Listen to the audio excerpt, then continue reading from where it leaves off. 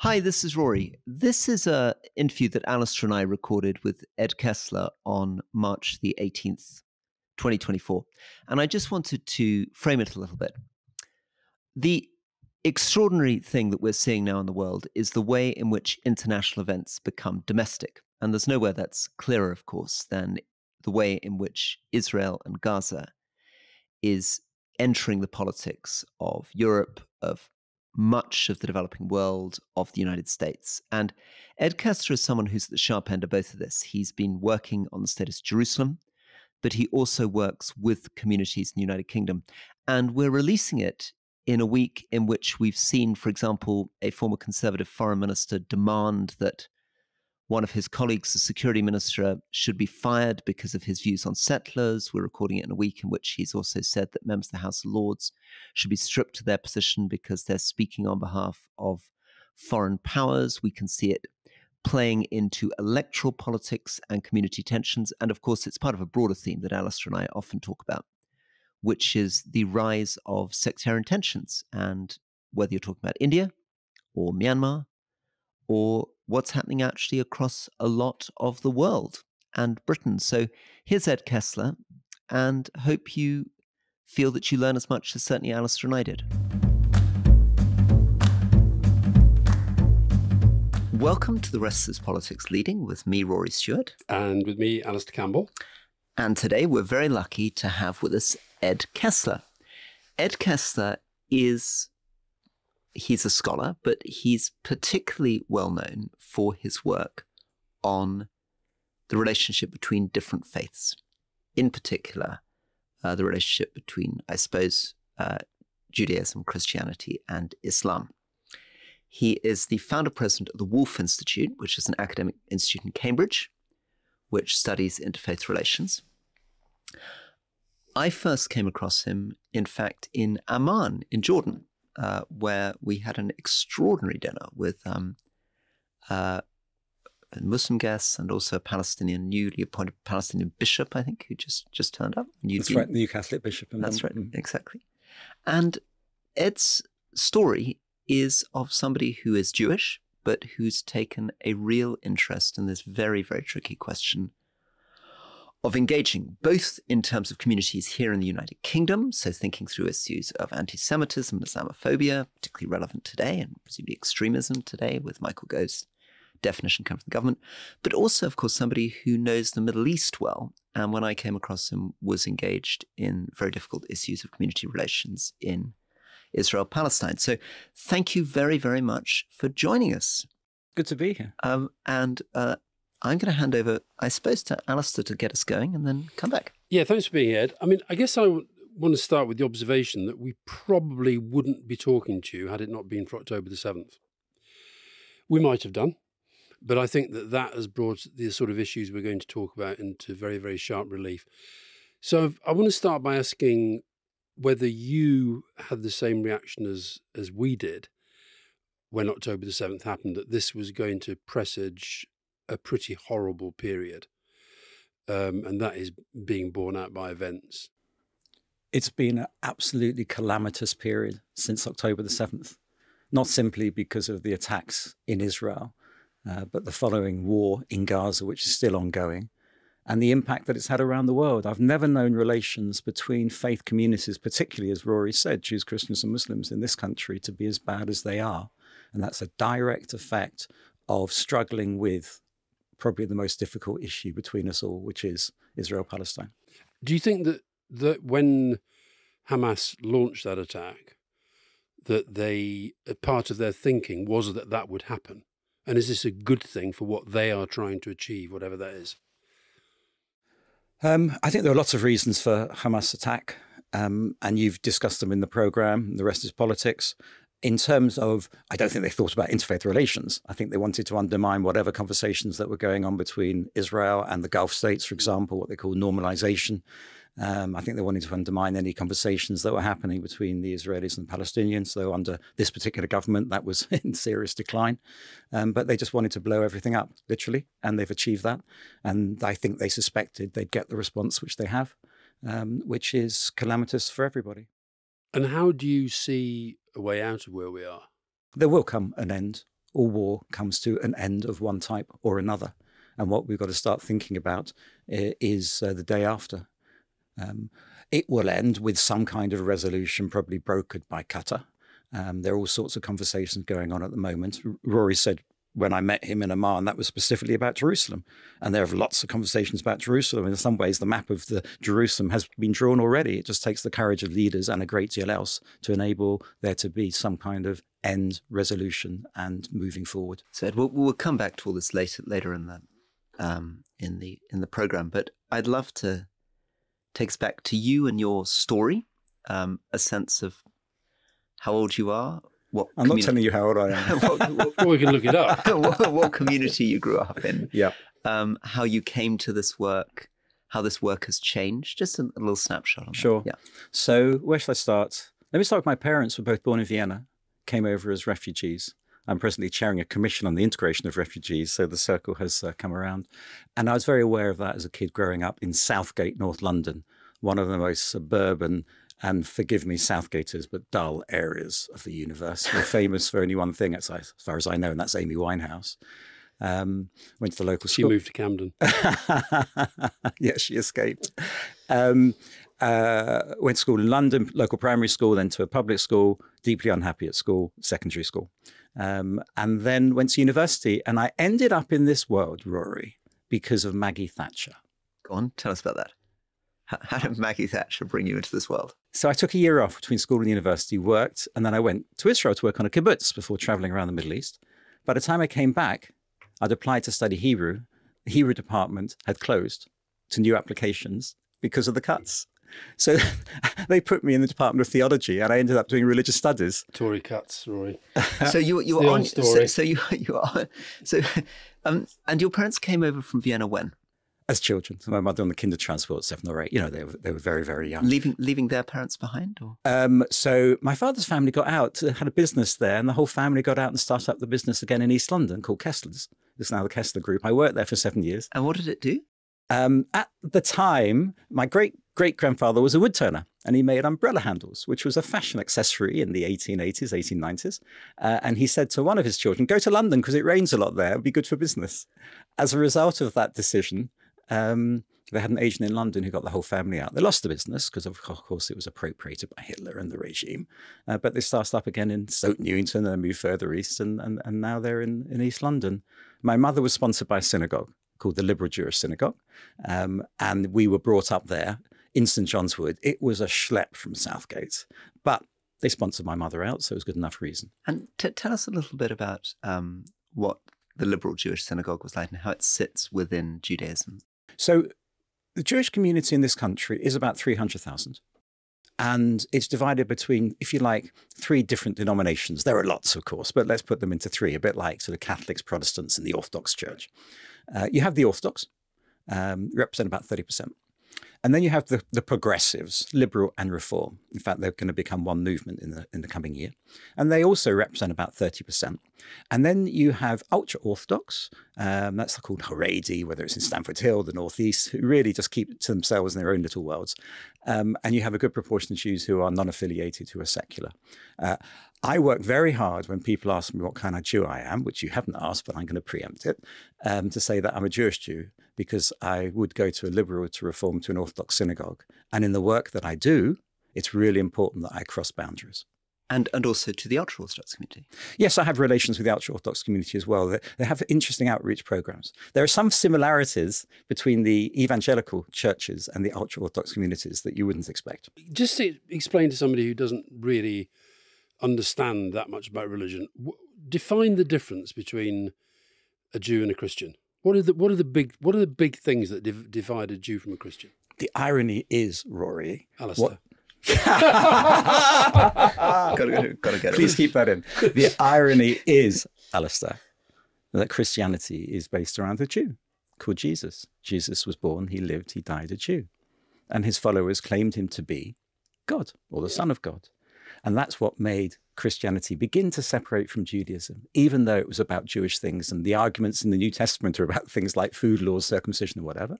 But the belief in the life, death, and resurrection of Christ as something absolutely fundamental is what divides Jews and Christians. But in which case, why can't they Why can't they get along? Why can't they resolve that rather better than they've done? Because you would understand in the political world, there are certain truth claims that you have. You and Rory get on pretty well. I get on with Christians pretty well, but you differ over your allegiances, over your political truth claims, as do Jews and Christians. Jews don't think the Messiah's arrived, don't think the world's changed in that way. Christians think he has and thinks he's going to come back. And even more puzzling, I think, for somebody from the outside, difference between Jews and Muslims. I mean, that seems much closer, really, than the distinction between Jews and Christians. Or am I wrong about that? You're wrong and you're right. So on the one hand, Jews and Christians share the fact that Jesus was a Jew, the first Christians were Jews, etc., etc. But the irony is, theologically, Muslims and Jews are much closer. The emphasis on the unity of God, the emphasis on the legal tradition, coming out of the Middle East, customs like food laws and things like that, circumcision of boys, they are incredibly close. And in my conversations with Muslims around the world, of course, that's where we always begin. What do we have in common? Through your life, have you, as an individual, experienced much anti-Semitism? I did when I was younger. I was an Arsenal supporter, and Arsenal-Tottenham games were pretty unpleasant affairs in those days. And there was a lot of anti-Semitic chanting. There was a lot of racist chanting, full stop. But hold on, the anti-Semitic chanting was by Arsenal supporters towards directed Spurs. Against Spurs. Yes, but it still made Arsenal supporters feel pretty uncomfortable, right? I imagine, yeah. but that was, of you personally as an individual. At school, you have comments made about being a Jew. Sometimes the anti-Semitism is so lightweight, I don't know, it could be about, comments about your wealth or your power, your authority, So it's the tropes. Yeah, the tropes, exactly. I think you mentioned October the 7th, and one of the shocking things is the 12-fold rise in reported incidents of anti-Semitism just in the last few months. I mean, and these vary from online anti-Semitic comments to, physical abuse and so on. So anti-Semitism is dormant. It's always there, as actually some form of racism and hatred is often there within our society. But it's very much come into Western culture. Where do you think it comes from? I've never understood it. I've never understood why the Jews should be seen as such a persecuted race, and why there is such a thing as anti-Semitism, and why it seems to be so profound through history. Where do you think it comes from? I've struggled with that, because much of my work is about Jewish, non-Jewish relations. And first of all, there is within us, all of us, an aspect where there is a dislike of somebody else. We're not all perfect. So you have that within the human condition. Secondly, Judaism and Christianity, which are the bedrock, if you like, of Western culture. And obviously we've added Islam more recently in the last 150 years or so. But nevertheless, Christians identify themselves as not Jews. We're not like you. You might have provided Jesus a Jew, but you failed to see that he was the Messiah. You didn't read your own scriptures properly. You think it goes back to that? Oh, yeah, absolutely. Fundamentally. Even earlier in some of the pagan writings. Most of the people who today might define themselves, or we would say you're being anti-Semitic, would they even know that's what it's about? They may not, but it's like a cloud. It's there. But what you're referring to is the modern complexion of anti-Semitism, which is the rise of anti-Semitism as a racism. Jews as what Hitler did, Untermenschen, subhumans, and it entered society in those tropes, as you mentioned. And so that's interesting. So you're suggesting there, maybe I'm misunderstanding, that with Hitler, a slightly different form of anti-Semitism emerged that got more connected to race. So potentially an idea that previously the Christian antipathy was towards practicing Jews, but that if a Jew converted to become a Christian, was that or not? No, that's not that. You're right. We'll go there in a moment in terms of the difference of the rise of racism. It was the late 19th century. It wasn't Hitler creation. Hitler exploited it. But in fact, the beginnings of modern anti-Semitism actually go back to Spain, the Iberian Peninsula. So Jews who were forced to convert, as were some Muslims, were forced to convert. They became new Christians. New Christians, not Christians. In other words, those Christians at the time either married old Christians, but they wouldn't marry the new Christians because they were deemed as slightly different. And you have this whole history of what became known as Marranos or crypto Jews, secret Jews, and Muslims as well became known as Moriscos, right? And so they were already deemed as different as in the 16th, 17th century, let alone in the late 19th. But when you think about Hitler, though, and Germany in the 30s, you may say that they were identified as an Untermensch, but actually the fear was that they were the kind of Übermensch. They had the power, they had the money, they had the tropes. The irony is they were the communists. The irony is they were the communists, and they were also controlling the world. Yeah. They were godless. You could choose whatever you want, right? And so what Hitler did, of course, was to find a scapegoat for the failure of the First World War, and the scapegoat within their midst was there. Nice and small. Yeah, relatively small. They might have been very integrated, very German. I mean, he was Austrian, of course, very Austrian, right? Leopoldstadt. You think about the contribution of Jews to culture in Europe in that period before Hitler. They were very easy targets. And Jews couldn't believe what was going to happen. It's easy looking back on it, isn't it? They say that the optimists stay behind and the pessimists left. So if you take the boy in the striped pajamas, at the final scene, it's almost like when they're walking into the gas chamber, they still don't know. They still don't know that all hope is gone. So what does that say about, I guess, about the power of survival, but also I wonder how you feel today's form of anti-Semitism differs from that sort of anti-Semitism we saw then. Today's form of anti-Semitism is often, but not always, about Israel and Zionism. There may be other tropes that hide behind it, but actually a lot of it is to do with Zionism and how we handle Zionism. And one of the failings of my world of interfaith is that, and one of the reasons why there's been such a calamitous reaction here between communities, is we haven't dealt with the most obvious thing, which is how do you deal with difference? We're very good at building up relations where with what we have in common, Jesus the Jew, sharing with Islam, and vice versa. It's not one way. But what we haven't really got to, we have to get to, is how do we deal with the most difficult issues? And it could be theological. I believe I'm saved and you're damned. It could be, that's pretty profound. Yeah. Or it could be to do with a piece of real estate the size of Wales. So let's move forward into the work that you do professionally and have done now for more years than you're prepared to reveal on the podcast. You're saying that one of the challenges is that interfaith work, bringing communities together, isn't necessarily always about emphasizing similarities. It may be about being honest about difference. You start with what you have in common. You know that in the work you do. I want to get to know you. I mean, dialogue is very easy because I simply say, tell me your story, and I shut up. Literally, shut up.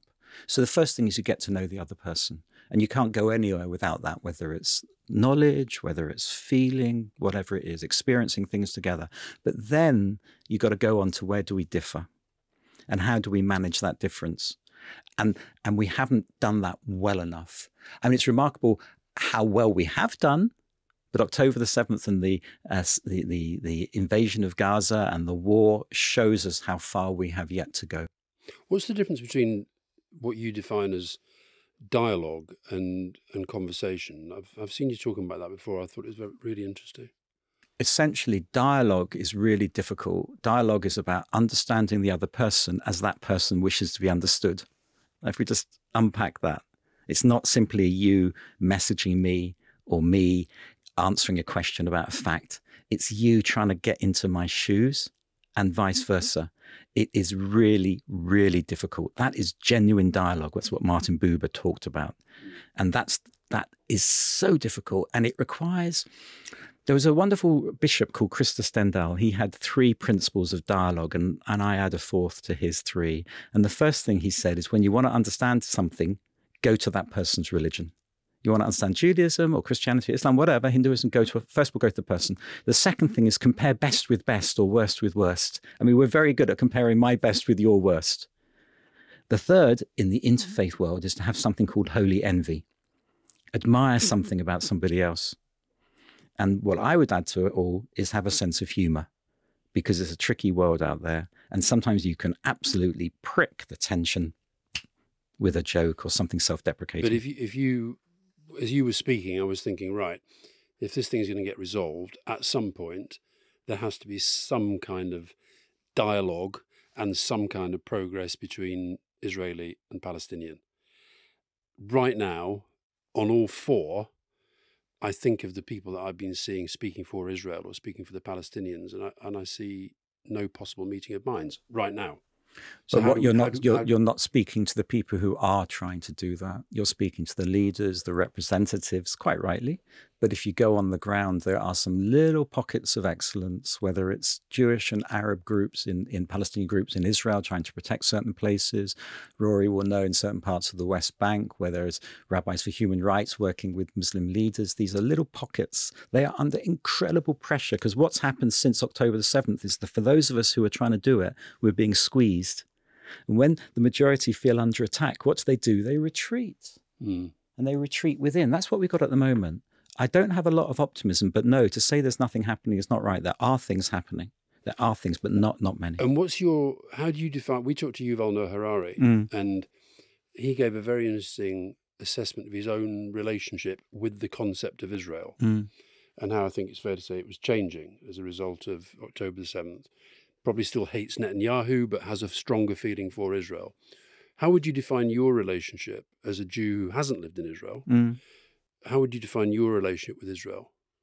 Personally, I think as a Jew, I relate to three aspects. I relate to the religion and the way that I practice. I relate to the culture in, Jewish culture and literature and so on. And I relate to land, the land being specifically the land of Israel. My aspiration, my hope is that there is a land of Palestine and a land of Israel. How we get there is beyond my pay grade. But you have to build the relationships up from the ground. So in a way, I suppose I would define myself, and we've got to be very careful. My wife read a book recently called Untied Kingdom. I don't know if you've come across it, it's Stuart Ward. It looks at the development of the UK since the colonies and since the subcontinent, 1947, Palestine, Ireland, 1920s, and so on. And he came up with this term, loose-fitting clothes. In other words, you take a term and you kind of make it fit to whatever you want, right? A term like Zionism. Zionism can mean a whole array of different things, right? Whether I'm a West Bank's nationalist religious settler on the West Bank, whether I'm a secular Jew in Tel Aviv, or whether I'm sitting in London or in Cambridge or wherever I'm sitting. So there's almost Zionism, which essentially means a homeland for the Jewish people in the land of Israel. Makes no points and definitions about the size of that land, the extent of that land, the relationship with others. It's just saying there should be a homeland there. That's all it is. And I relate to that. What about sorry, do you want to? Yeah, well, let's just sort of lean for a second. How did you get to your view that you are in favour, I suppose, of what we would call a two-state solution? How did you decide that that is the direction of travel? Why do you remain committed to that despite all the problems? And is that a loose-fitting garment? Oh, it certainly is a loose-fitting garment. It might be so loose that it's fallen off. It's not clear to me, Rory, that there is a two-state solution, such as the complexity and the division and the building blocks in certain places. It may be that we end up with one state. There's a kind of federal state of some kind or other. Prince Hassan of Jordan, our mutual friend, talks about a confederation of Israel, Palestine, and Jordan. The answer is I don't know. My work, although I've done some work in Israel, in Jerusalem, bringing together Israelis and Palestinians and Israeli Palestinians and Jordanians about Jerusalem itself, and particularly about Al-Aqsa. But my work really is about the relations between people and how we can get to a level where we can actually get on a little bit better, whether that's in Israel or Palestine, or whether that's here in the UK. Al-Aqsa being, of course, the conversation around the Dome of the Rock. And the furthest mark. It means the furthest place, right? So it's the third holiest place in Islam. It's also where the biblical temple stood. It's 500 yards, if that, from the Church Holy Sepulchre. And what we did, in fact, one of my proudest moments was bringing together to Cambridge 21, with Prince Hassan's support, just before COVID, 21 Israelis, Palestinians, Jordanians who work on the ground.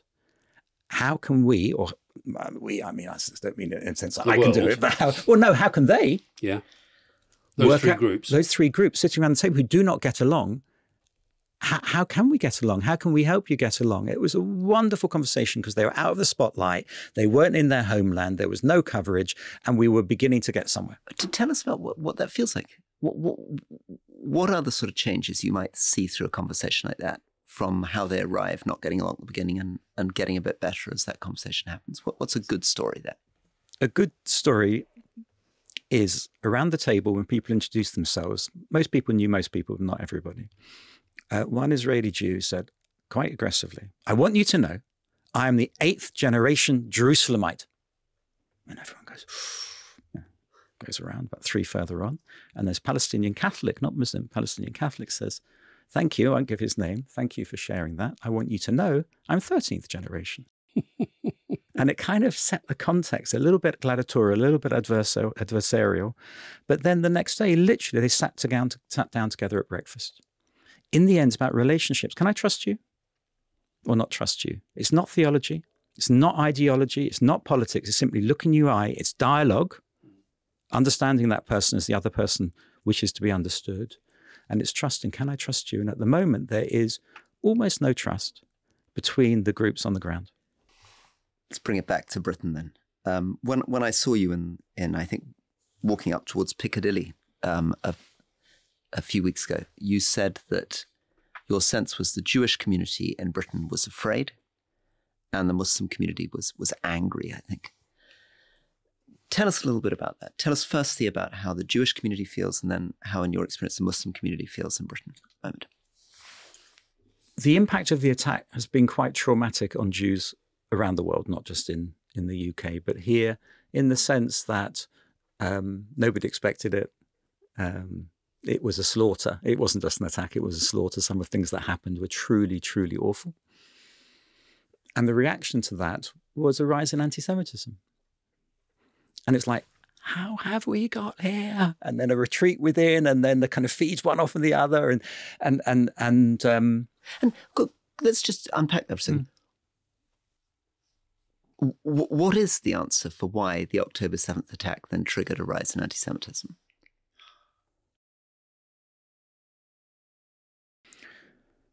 There's this very odd collection of bedfellows, whether it's left-wing, anti-colonial rhetoric that sees Israel as the sort of, representative, this archetype of colonialism.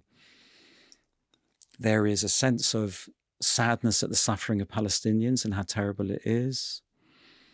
There is such heightened sensitivities that what is taken as criticism now becomes anti-Semitism. You have something as simple as "from the river to the sea, let Palestine be free." That in itself isn't anti-Semitic, in my view. Waving Palestinian flags aren't anti-Semitic. But if I drive through the streets of a Jewish area, honking my horn, waving Palestinian flags and shouting, that might be anti-Semitic. It gets so complicated. A friend of mine, a number of Jews have been on the marches, the big pro-Palestine marches. A friend of mine stood outside watching the march. He said it was amazing. Hundreds of thousands of people. I didn't see any anti-Semitism. He's Jewish, any anti-Semitism. Another friend, all they saw were the few placards that were anti-Semitic or the few chants were anti-Semitic. It's what you select to see.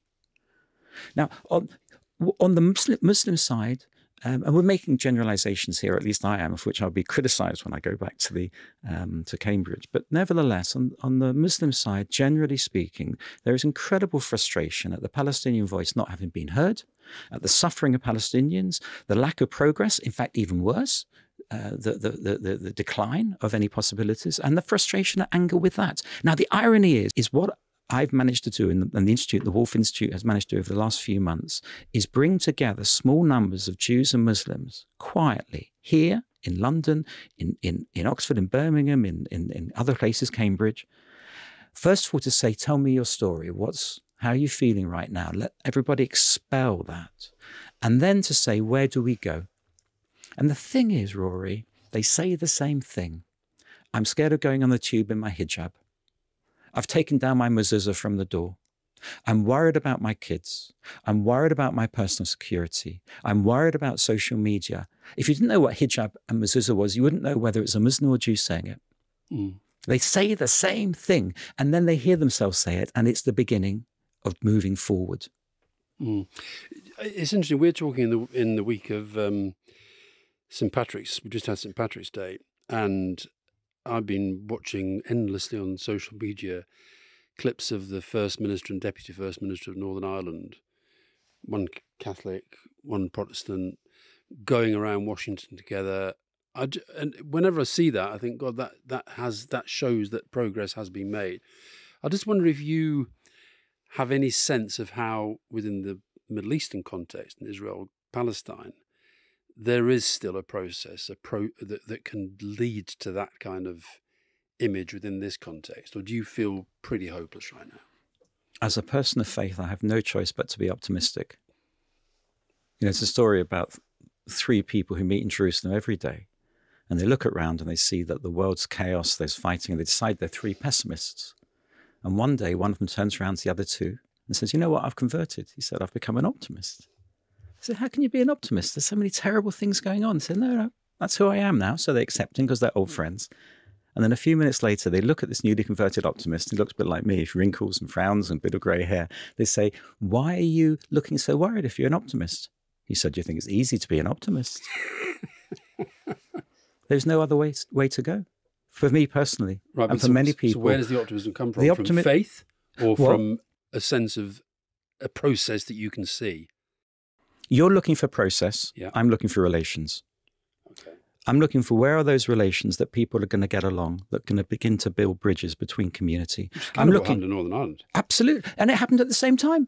The process, the Oslo process was going on at the same time. What happened in Northern Ireland was there's a fragile, but there's peace. Maybe a cold peace, but there's peace. What's happening in Israel-Palestine? It's a calamity. And not just there. Syria, Iraq.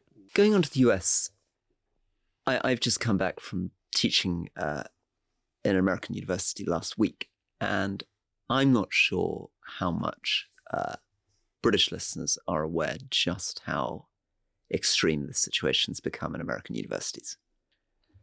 You know, on the one hand, you get Jewish students at Harvard reporting people, you know, ripping Jewish symbols down, people invading private lecture halls, screaming anti-Semitic slogans, feeling afraid, feeling that the classes being taught at Harvard are not are themselves anti-Semitic. So that's the experience of Jews at Harvard, very, very negative, very frightened. And on the other hand, I have Muslim students saying to me that there's now a thing called a canary list, where if they are reported to have made what is considered an anti-Semitic statement, and many of them would say they haven't made any anti-Semitic statements, they get on a list and then they can't get a job at McKinsey or top hedge funds in New York. A van is driven up to Harvard, literally showing the photographs and names of students who are supposed to have made anti-Semitic statements or endorsed Palestine in a way that alienates his groups. He literally sort of McCarthy-style witch hunts. The names of people who are perceived as being anti-Jewish are published, their photographs, their home addresses. So on both sides, the thing has reached a kind of pitch of real weirdness. And I just want to kind of reflect a little bit about your sense of what's happening in the US now. Yes, well, in a way, I'm glad I'm not going to university now, you know, where anything I might have done appears in the social media, never to be rescinded. The sort of things I did as a kid, and you probably did, you know. Particularly him. Particularly him. You were definitely looking at me there. So America's in a really tricky situation, not just in its universities, but in its social strata, its social economic background, and its political machinations. In the universities, they've been so, and you saw that with the resignation just recently of Gay, right, the head of Harvard, and not just the other universities, the heads also left, that the woke culture, the worries about freedom of speech, the incredible sensitivity to anything is deeply, deeply worrying. My worry is to what extent it's being transferred over here. I, in my classes, want my students to say inane, difficult, problematic, possibly racist things, so I can say, let's just stop. Let's unpack what you had to say. Because if they can't say it with me, I worry where they are going to say it, right? And it's that honesty, it's that openness to be able to do that, which we seem to have lost in the United States. Even I find it tricky if I'm giving a class, somebody puts a phone, starts recording me, right? Because I don't know, I want to engage, and It kind of worries me when I make a joke. Is it appropriate? One of the courses we taught was for Metropolitan Police officers, and I started off with a really tricky joke, and they didn't know whether to laugh. Go on, try us. No. But you see, so we're at that point where everything is so sensitive. But the point Rory's making is that he's feeling it much, much, much more profoundly in the United States. Do you think it is coming here as well? Because we talked to Jamie Rubin recently, American diplomat, and separate from the podcast, he was telling me something very, very similar stories about how this woke culture goes way, way deeper in America than it does here. But yet we tend to follow America in so many ways. So is that coming here? I think it's coming here light, right. as in L-I-T-E. Yeah. So we shouldn't be as alarmed as Rory is about what's happening in America. Correct. I think we've still got academic freedom and... Correct. I am not as alarmed at what's going on here as I am at what's going on in the States. And obviously I'm quite close to things in terms of Jews, Christians and Muslims in the States. And so, no, yes, there are challenges here. There certainly are. And it's more difficult engaging in classroom dialogue today than 25 years ago when I set up the Institute. Rory mentioned Michael Gove in his introduction and Gove's recent definition of extremism. What did you make of that debate? It's unbelievably divisive. It just shows how difficult it is. What may be extremist to you is not to me, how difficult it is to do that. So why do you think they're doing it? One of my fears is they are weaponizing Islamophobia and anti-Semitism for their own political ends, and that it's going to become a wedge issue. And that, in particular, Muslims and Jews have to stop that. Mustn't allow that to happen. And I do fear that with the election coming up. In some ways, having a Hindu prime minister is wonderful, and a person of colour, because I hope that lightens it a bit, if you like. But it might also give cover for it. It might give cover to it. But thankfully, Lee Anderson left the party, right? How much worse it would have been if somebody like that stayed within the mainstream politics.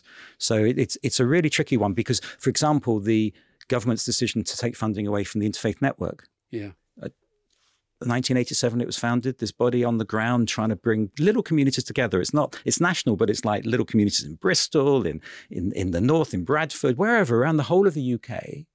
The government promised, I don't know, 150 grand, not like pocket money, and they've withdrawn it, and it's about to close. I mean, this is the sort of thing we should be investing in, not just financially, but supporting. Well, Rory, what did you make of Gove's extremism initiative? Yeah, I'm very worried. And maybe to be more explicit than Ed, because I can be. I think this relates to the fact that you see again and again at PMQs, Rishi Sunak leaning over and saying Jeremy Corbyn and Keir Starmer are very close, and you can see Starmer's body language a bit uncomfortable. And I'm worried with the Conservatives behind in the polls going into an election, they're desperately trying to define the Labour Party as being Jeremy Corbyn's anti-Semitic party and trying to mobilise a group which Lee Anderson was speaking for, who think there's some existential fight against Islam at stake. And they're going to try to challenge Labour to either take them on this, or even more dangerous from my point of view, that Labour gets pulled onto their side because they don't want to get into that discussion. And the response, well, the response is, I think, that I'm very, very worried that we're going to end up demonizing Muslims and pushing people out. I mean, I want to come to you on this, but yeah, go on. I want to pick up your point about demonizing Muslims, because I think there are some encouraging signs. We're having this conversation during Ramadan, about 2 weeks in, a bit less. And what I've noticed is, although the number of iftars that are being hosted by churches and synagogues have declined, they're still happening. That's really encouraging, because that's a kind of solidarity. It's about crossing a threshold. It's why I take my students into a mosque. Cross that threshold. It's not as you might think it is, and the synagogue and so on. So there are these little positive signs. And I think sometimes we underestimate how well we do multiculturalism and multi-faith. You know, we're very good at criticizing ourselves, rightly, and there's a lot to criticize. But why are they're weaponizing that? You know, Suella Braverman is out the whole time saying Sunak has said multiculturalism isn't working. As far as I'm concerned, I say absolutely, loudly and proudly, multiculturalism is a success. I'm an Arsenal supporter, as we said before the show. My son supports Liverpool. So when Mo Salah scores and prostrates on the ground as a Muslim, what do Liverpool supporters chant? If he scores a few, I'll become a Muslim too. It's great. Very different from what I was brought up with when I went to the Arsenal, right? There are so many things. I mentioned about Rishi being prime minister. You look at the different celebrities of different faiths, different cultures. We are now a multicultural society. Back in 1960, 1 in 150 people were not Christian. They were basically a Jew. Now it's 1 in 10. British. 1 in 10. We are all minorities. I think that's incredibly liberating that we're all minorities, because you don't have a majority culture that can tell the minority culture from a faith perspective, this is how to do it. But just to say, recently, Nigel Farage, who I'm sure is absolutely massive Christian at heart and lives out Christian values every day of his life, but he recently slagging off the Archbishop of Canterbury. When is this man going to understand we're a Christian country? Well, when is the Archbishop of Canterbury not criticising the government? What? When is the Archbishop of Canterbury not criticising the government? There is something about the role of the Archbishop of Canterbury to hold the government and others to. Yeah, but so they're weaponising Christianity as well now. Yeah, but there's always been criticism. Maggie Thatcher criticised the Archbishop of Canterbury after the Falklands War, right? Absolutely. So that's not a new phenomenon. I'm not saying it's a new phenomenon, but the weaponising of Christianity as a minority religion. I think the weaponising Christianity, less of a minority religion, but being persecuted. Right.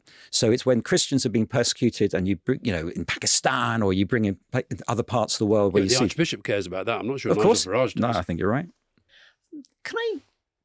I suppose one of the conceptual things which presumably Michael Gove is getting to is this idea that somehow by talking to extremists, you legitimize them.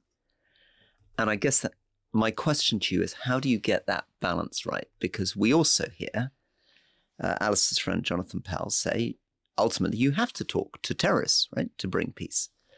So how do you get this balance right between people who say, you've got to talk to the extremists, and people who say, you mustn't talk to them? You need wiggle room. I personally have wiggle room. I'm just an academic. I'm a teacher. I'm a leader in Interfaith. I can meet pretty much anybody. Have you met Hamas? I've met lots of problematic people in Doha. Right. I've met people who I fundamentally disagree with, whose views may be, homophobic, Islamophobic, anti-Semitic, whatever. I will meet anybody as long as I don't feel threatened. But I have that wiggle room that perhaps politicians don't have so much. They have to use conduits. But yes, I think you do have to engage. Everyone has to make up their own mind who they can and can't meet.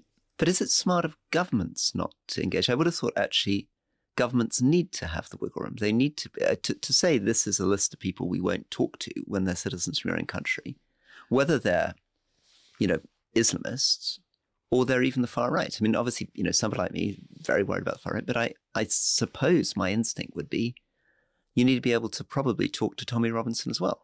You need to be Stephen Yaxley Lennon. Stephen Yaxley. Let's call him by his real name. Whether the government sit down officially, publicly, and talk to them is one thing, but they should certainly be understanding where they're coming from and have people who are talking to them. Right. The foolishness is pretend that you can't talk to anybody. I mean, boycotts. I'm really not a fan of that. I'm a fan of building relationships, as you can tell. And that means talking to people who you fundamentally disagree with. You would be alarmed at the moment if there wasn't, however circuitously, some kind of direct contact going on between Hamas and the Israeli government. There is. Right. I know there is. Yeah. And it would be a terrible mistake on both sides if there wasn't.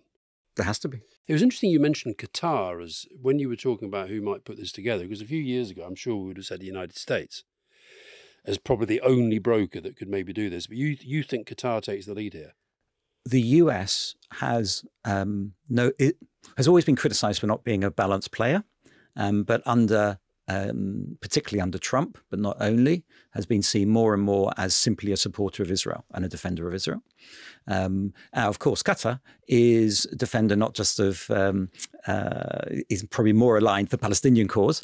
It certainly funds Hamas in the Strip, in Gaza Strip. It's very good at looking two ways at the same time. Which again is important in a peace process. It is. So it won't be any one state. It will be a combination of states. But I do worry if there's one thing I worry about is with the possible election of Donald Trump for a second term, in terms of what the impact will be in that part of the world, because it could well lead to the end of one or two countries. One thing that I keep coming back to is Jewish friends of mine, close friends of mine, angry with me listening to the podcast because they think I spend too much time talking about Gaza. And they think that that is fueling anti-Semitism and that I'm failing to express enough sympathy on anti-Semitism. And it's a very, very powerful recent article in The Atlantic on anti-Semitism in the US. And of course, David Baddiel, who we've interviewed, talks a lot about this. Many Jews saying there is absolutely no need to draw any connection at all between what Israel is doing in Gaza and anti-Semitism. In fact, David Baddiel often says, I don't know anything about Israel. I'm not interested in Israel. I don't want to talk about Israel. I'm talking about Jews and attitudes Jews. Nonetheless, those things do seem to be more complicatedly related, particularly at the moment, if you want to know. Do you have any sense of what advice you can give to me and Alastair, or indeed actually to a responsible politician today, on how you find the language to say what Israel is doing in Gaza is cruel and a catastrophic mistake, and it's not going to eliminate Hamas, and it's going to cause horrifying problems for Israel, and the targeting is no good, people are suffering, and Hamas conducted extreme and appalling atrocities, and there's anti-Semitism, and there's Islamophobia, but somehow make sense of this in a way that doesn't sound like you're not listening to anyone. Well, I can't do it in a soundbite. And it is all the ands that you put together. And the problem is not just the however many digits there are for a tweet nowadays, but people want things done very, very quickly, and they want things summarized very, very easily, and it ain't possible. So when I'm pushed something like that, can you explain it simply? I'm sorry to say the answer is no, I can't. Give me a bit of your time and I'll explain it and I'll go through it with you. And I think to have the courage to say that rather than simply come up with something that is a platitude or something that is so short that, of course, it leaves something out. So the bottom line is it's incredibly complicated. And that doesn't mean that you ignore the terrible suffering of Palestinians and you ignore the dehumanizing language that politicians, particularly in that part of the world, seem to adopt so easily. The calamitous regime and the government of Netanyahu is calamitous, it seems, not just for me, I have my view, not just for Palestinians, and particularly in Gaza right now, but for the state of Israel. That's my personal view. But you have to get the sense of the complexity of it. And you do that with a little bit of having a relationship, right? Having built up a little bit of trust. If I go into a room with a group of Muslims, the first thing I do is not talk about Israel-Palestine. I talk about what do we have in common, and then talk about difficult things. Maybe go into theology of land. Why is Mecca and Medina holy? What's special about Jerusalem? You begin to get there. You don't go there straight away. And unfortunately, in politics, I don't know, I can ask you this question, everything seems to be transactional. You know, I give you this, you give me that. But in religion and dialogue, that's not the case. It's not transactional, it's relationship-based, and it's different, isn't it? Yeah, I mean, listen, I agree with you. I think the world is crying out for politicians who are able to say, this is really complicated, but then demand the time of, be it an interviewer or the public, demand the time to be able to explain a bit of the history, explain some of the choices and some of the complexities. I'm not sure that it's all transactional. I do think that the combination of a different form of political communication allied to social media and the pressures that brings to the debate have made it a lot harder to do. But I still think that the good politicians have the capacity to set this agenda. I wish some of them would make longer and deeper speeches about this. To be fair, I think Biden has, actually. One of the things that you do notice in the States is the generational split as far as Israel is concerned. So the Biden generation is much more aware of that history of Israel, the vulnerability of Israel in its early years, supporting Israel, it being bipartisan, you know. And then the next generation, perhaps our generation, sort of much more aware of the complexity of Israel as a power, less vulnerable than it was, and the difficulty of the relationship with Palestinians. And then you have our kids' generation, who just can't understand how... They know nothing other than Israeli occupation of the West Bank. Yeah.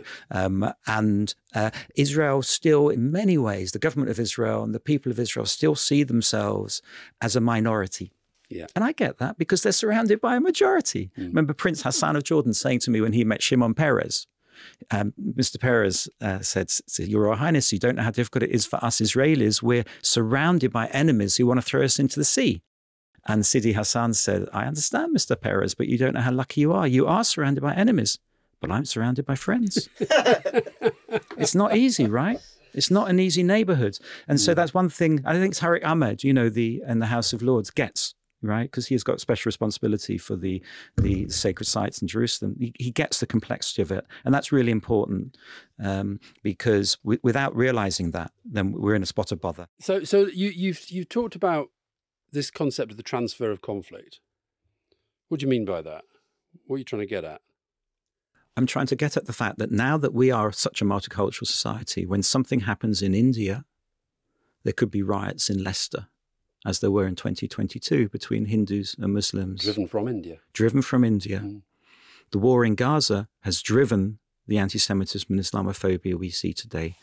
Back when there was the Rushdie affair in 1992, or the destruction of the mosque in Ayodhya in India the same year, there weren't riots here. There were riots about anger of the Muslim community about the satanic verses, don't get me wrong, but in terms of interfaith pressures, there weren't. That's happening now. Things transfer so quickly from one place to the other. It could be Gaza, it could be Karachi, it could be anywhere, it could be Washington. And it's a real challenge for us in the political sphere, but also in the religious sphere, because suddenly you're under pressure because of what somebody said. What do we do about that, though? You try and say stop. You try and breathe. You try and say this is not as simple as you think. Again, it's complexity. Yeah. Can I nuance. Can I finish with this, Ed? What I'm not seeing at the moment from any of the major political leaders are people saying our priority now is to bring communities together. What I'm seeing is people condemning extremism, condemning marches, condemning attacks. What I'd like to see is people saying, actually, we are facing a serious threat of intercommunal tensions and violence, and that my political priority is to actually ease that. I'd like to see the same, but I'd also like to say on the ground there are some really good things happening. There are synagogues and churches holding iftars, for example. Research of the Wolf Institute has shown very recently that the dialogue, the effective dialogue starts from the bottom up. It may be that you meet the Pope or the Grand Mufti or the Chief Rabbi. That's a nice photo opportunity moment. But actually the change comes from the ground, from street relations. And there are a lot of problematic things happening, but there are some good things happening. So again, I hang on to a sense of optimism about what might be. I would love our political leaders to say, let's bring our communities together and mean it. I'd like them to invest in that. There are many, many good politicians who are going out there within our communities who understand the local community. The constituencies help that. It fosters that. We don't have a constituency system, for example, in Israel. It's just national, or in the States, it's so big. But yeah, there are some good things happening here. My last question is going to contain a couple of fastballs. Sounds like there's more than one. Just two. So Rory mentioned that you have this role on the Convention on Refugees, the Commission on the Integration of Refugees. I'm chair of the Commission on the Integration of Refugees. Yeah, you're chair of the Commission on the Integration of Refugees. I'd like your take on the current attitudes to refugees in our politics and more broadly in the country. And the second one, just outside the off stump, faith schools, where you are on that. I'm not a fan. Okay. So the Commission on the Integration of Refugees is launching its report on Wednesday, so obviously this will go out after that. So the Commission on the Integration of Refugees recently issued its report with 16 recommendations, 14 of which were unanimous. Now, this commission is 22 people, both left-wing and right-wing. We have Tory, we have Labour, we have Policy Exchange, we have refugees, we have faith leaders, we have people who do not disagree with each other, who do not agree with each other, like Brenda Hale, Lady Hale, and David Goodhart. They sit on the same commission, they agree the system is broken, and they say, what can we do to fix it? We've published a series of recommendations that have been costed, that are evidence-based with hearings all around the country. And actually, there's such good practice that's going on. Again, it's actually acknowledging what is working well. For example, Homes for Ukraine. There are 150,000 or so Ukrainians here. 73,000 are in people's homes. That's remarkable. It's not about taking somebody's home away from somebody else. And of course, living in somebody's home means that you're going to integrate more quickly. One of our recommendations was that people should be able to access work from 6 months. At the moment, you can't work at least until 12 months and then only on the job shortage occupation list. It's bringing people together across these boundaries, having a serious, and forgive me, adult conversation with people who disagree with each other but want the asylum system to work, and doing it with people who spend time with refugees around the country. It's remarkable what consensus has been achieved on a very difficult topic. So is this Rwanda debate just kind of going on over there and it's got nothing to do with what you've been talking about? First of all, the Rwanda debate is ongoing. And even when it becomes law or has become law, it's going to go through various courts of appeal. Whatever happens, there will be refugees. We can't stop refugees. Whether it's a Ukraine scheme or Hong Kongers or others, we need better ways to integrate them into our society.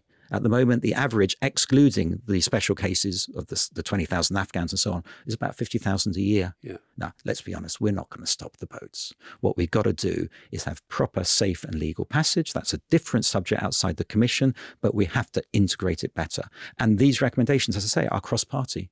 You know, it's a real example of what can be achieved. And faith schools? A few years ago, I was vice chair, thankfully, not chair, of a commission on religion and belief.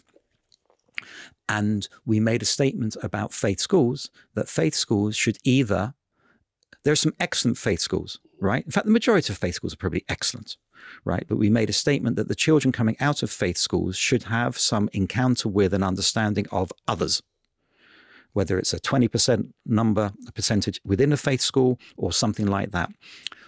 At that time, the Cardinal of Westminster and the Chief Rabbi sent me separate letters, but had obviously got together condemning that recommendation. And it was a wonderful example of Jewish-Christian relations in action, but not quite the type I had hoped for. Personally, as long as faith schools ensure their children don't just learn about another faith, but their children engage with children of other faiths, ideally in the same school, then I'm absolutely for them. I'm not in favor of 100% based faith schools whose graduates do not engage with and do not understand and do not encounter children of other faiths. Amen to that. Ed, thank you so much for your time. It's been a real privilege. Thank you. A pleasure.